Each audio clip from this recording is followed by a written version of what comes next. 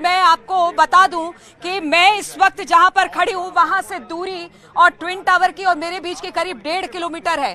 लेकिन सबसे बड़ी बात यह है कि 40x जूम कैमरा जो अपने आप में हाई रिजोल्यूशन कैमरा है, यहां से हम आपको तस्वीर दिखा रहे हैं। एक एक फ्लोर की ट्विन टावर की तस्वीर हम आपको दिखाएंगे।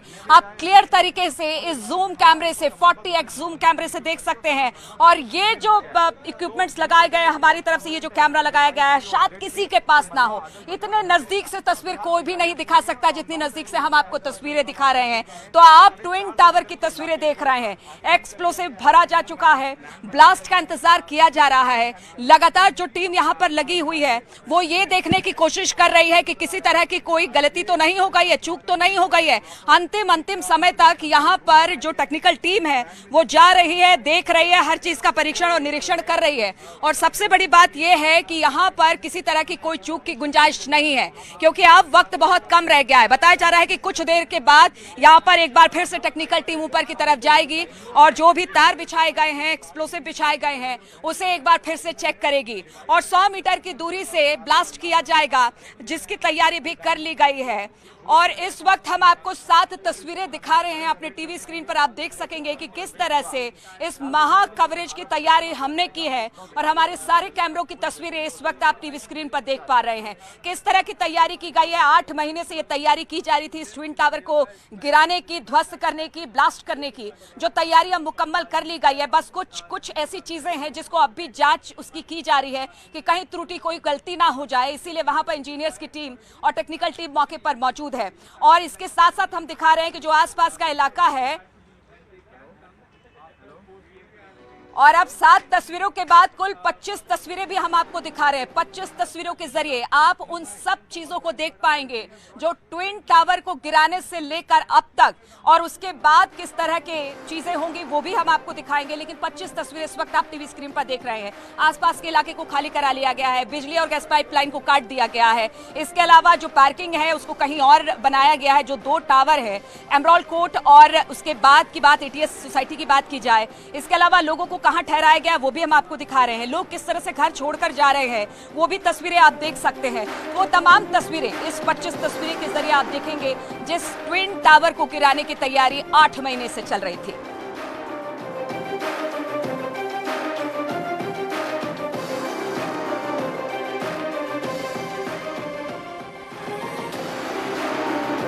और इस वक्त की बड़ी खबर आ रही है, मुख्यमंत्री योगी आदित्यनाथ पल पल की जानकारी ले रहे हैं उस टेक्निकल टीम से जो यहां पर ब्लास्ट से जुड़ी हुई तमाम जो जानकारी है वो उन तक पहुंचा रही है। तो मुख्यमंत्री खुद इस पर नजर रखे हुए, कल हमने देखा था कि नोएडा के अथॉरिटी की सीईओ ऋतु बाश्वरी और फिर कमिश्नर के साथ मुख्यमंत्री की मुलाकात हुई थी।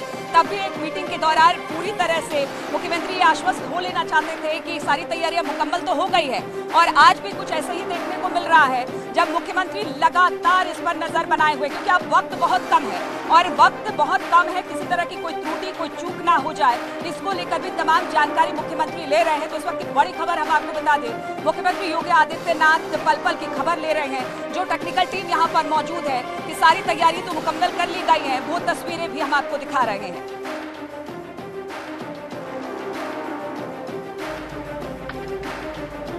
तो बिल्कुल पल पल की अपडेट न्यूज 18 यूपी उत्तराखंड आप तक पहुंचा रहा है। हमारे 62 कैमरे इस वक्त स्टैंड बाय मोड में हैं जो आपको हर एंगल से इस ट्विन टावर का ध्वस्तीकरण दिखाएंगे, एरियल व्यू भी दिखाएंगे कैसे ताश के पत्तों की तरह ढही है इमारत। मुख्यमंत्री योगी आदित्यनाथ अधिकारियों से जरूरी अपडेट ले रहे हैं और उसको लेकर डिप्टी सीएम केशव प्रसाद मौर्य ने भी एक ट्वीट किया है। वो ट्वीट आपको दिखा देते हैं, उसका कंटेंट क्या लिखा है केशव प्रसाद मौर्य ने।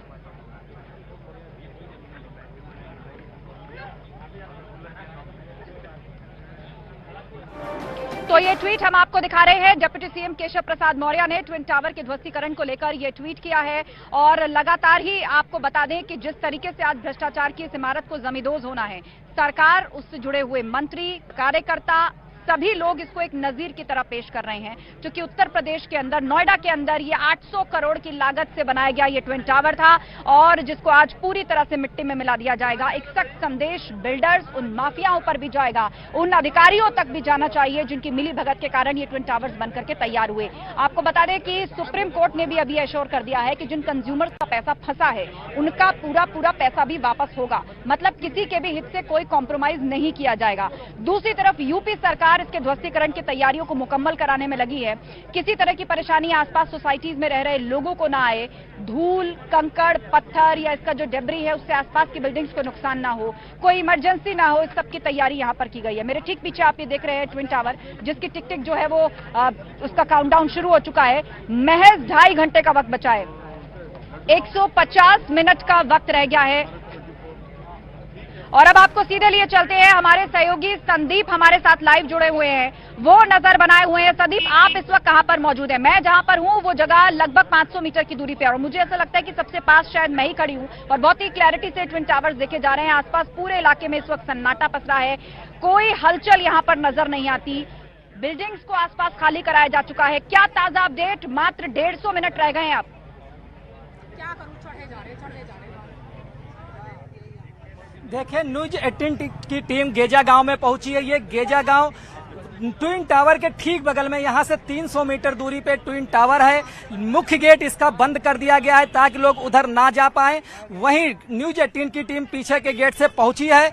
जैसे जैसे टावर के ढहने का वक्त आ रहा है, यहाँ की लोगों की चिंताएं बढ़ रही हैं, क्योंकि यहाँ तक अभी कोई अफसर इनकी सुनने नहीं आया, कोई जागरूक करने नहीं पहुंचा, जबकि इस गांव में ज्यादातर मकान पुराने हैं। आइए हम लोगों से बात करते हैं, उनकी क्या चिंताएं हैं इस विस्फोट को लेकर, क्या क्या आशंकाएं हैं, वो क्या सोच रहे हैं। आइए हम बात करते हैं। इनसे, क्या नाम है आपका? चांदनी सैनी।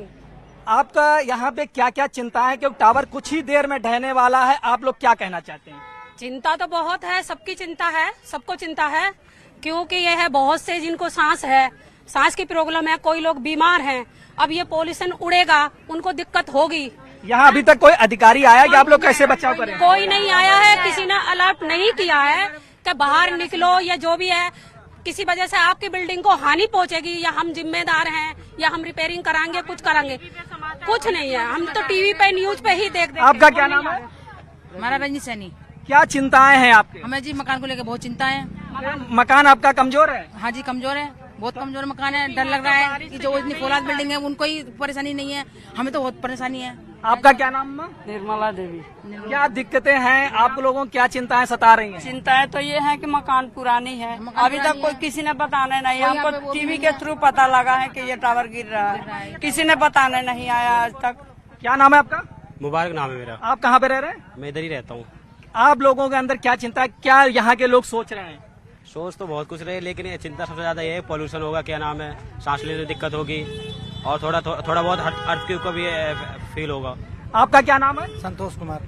आप क्या सोच रहे हैं? आप लोग क्या कुछ ही वक्त रह गया है अब टावर ढहने में? पुराना मकान है, गिरने का डर है, भूकंप गेजा गांव में कितने मकान आसपास तो जो लोग रह रहे हैं उनके लिए तो तमाम तरह के इंतजाम कर लिए गए हैं, लेकिन मेझा गांव के लोगों के लिए कुछ सोचा नहीं गया है। और हम आपको बता दें कि इस वक्त अमित भी हमारे साथ जुड़े हुए हैं। अमित फ्लाईओवर से हमारे साथ है। अमित, वहां पर क्या तस्वीरें देख पा रहे हैं? क्या पूरी तरह से वहां पर लोगों को हटा दिया गया है? क्योंकि मेरे पीछे भी मैं देख रही हूं कि वहां पर अग्निशमन सेवा की गाड़ियां लगा दी गई है, एम्बुलेंस वहां पर खड़े कर दिए गए हैं। आप क्या देख पा रहे हैं? मैं ट्विन टावर के ठीक सामने जो फ्लाईओवर है नीलू, वहीं पर खड़ा हूं, और यहां पर सिर्फ मीडिया कर्मी और मीडिया की गाड़ियां हैं, उनके कैमरे हैं। इसके अलावा आम लोगों की आवाजाही पर पूरी तरीके से यहां पर पाबंदी है। और जैसा कि संदीप बता रहे थे कि आसपास के जो गांव के लोग हैं उनको भी अब गांव के भीतर ही सीमित कर दिया गया है, बाहर नहीं निकलने दिया जा रहा है, उन रास्तों को भी बंद कर दिया गया है।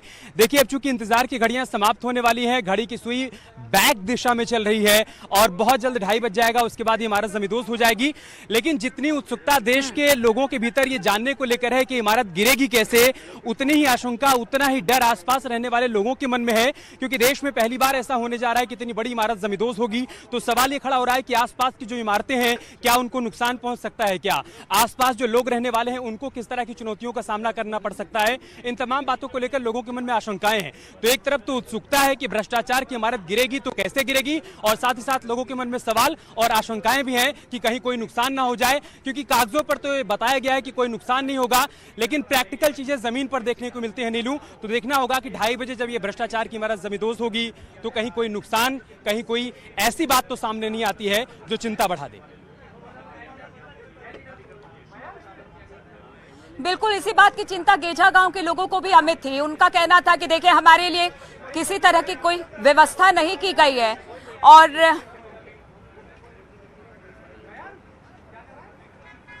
और इस वक्त शीनम हमारे साथ जुड़ गई है, सीधे चलते हैं स्टूडियो। बिल्कुल, तो स्टूडियो से हमारे साथ लगातार हमारे सहयोगी जुड़े हुए हैं और ग्राउंड जीरो से हर रिपोर्ट हम तक पहुंचा रहे हैं, हर वो तस्वीर जो